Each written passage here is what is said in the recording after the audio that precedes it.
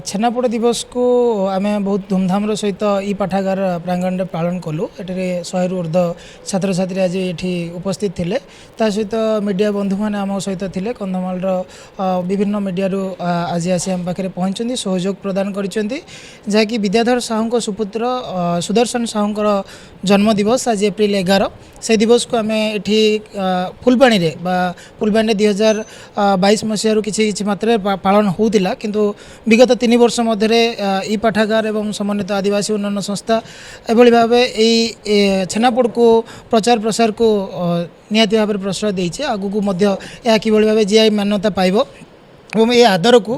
केवल फुलबाणी केवल नुह फुलबाणी कोण अनुकोण केमती यार प्रचार प्रसार बढ़ो आ लोक मैंने किभली भाव को घरे बन पारे से प्रकार आम चिंता करिसेंती। विभिन्न ब्लॉक रु विभिन्न जगार एठारे पिला आसी पहुँचती एक आलोचना होता छेनापोड़ संबंधित एवं यहाँ किभली भाव लोकंर आदर बढ़ुची एवं महाप्रभु जगन्नाथंकर पाखे भोग लगी होची। ता सहित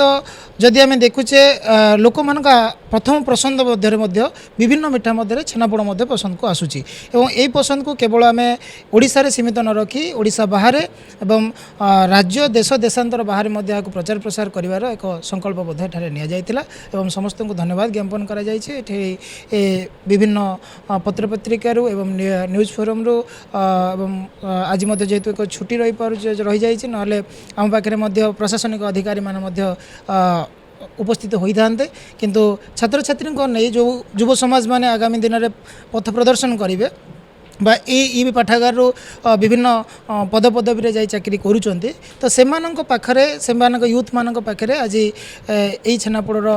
वार्ता छेनापोड़ इतिहास एवं छेनापोड़ प्रचार प्रसार को सुदीर्घ एवं सुदृढ़ करागला। छेनापोड़ दिवस को आम बहुत धूमधाम सहित ई पाठागार प्रांगण में पालन कलु। एटे 100 रु ऊर्ध्व छात्र छात्री आज ये उपस्थित थे। सहित मीडिया बंधु मैंने आम सहित थे। कंधमाल विभिन्न मीडिया आज आसी आम पाखे पहुँचती सहयोग प्रदान कर जहाँकि विद्याधर साहू सुपुत्र सुदर्शन साहूर जन्मदिवस आज एप्रिल 11 से दिवस को आम ये फुलबाणी फुलबाणी 2022 मसीह किसी मात्रा पालन होता किंतु विगत 3 वर्ष मध्य ई पाठागार एवं समन्वित आदिवासी उन्नयन संस्था एभली भाव छेनापोड़ को प्रचार प्रसार को निहाती भाव प्रश्रय देइछे। आगु यह किभली भाव जीआई मान्यता पाइबो एवं ये आदर को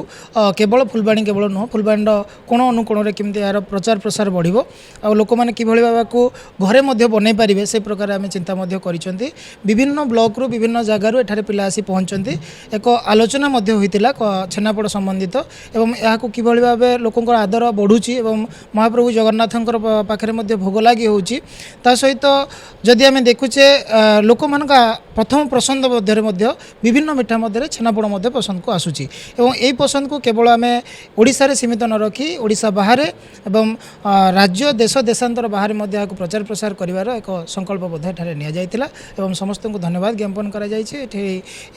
विभिन्न पत्र पत्रिकार एवं न्यूज फोरम रु एवं आज जेहेतु एक छुट्टी रही जाइछि नहले आम पाखे प्रशासनिक अधिकारी मान उपस्थित होता किंतु छात्र छात्री नहीं जो युव समाज माने आगामी दिन में पथ प्रदर्शन करेंगे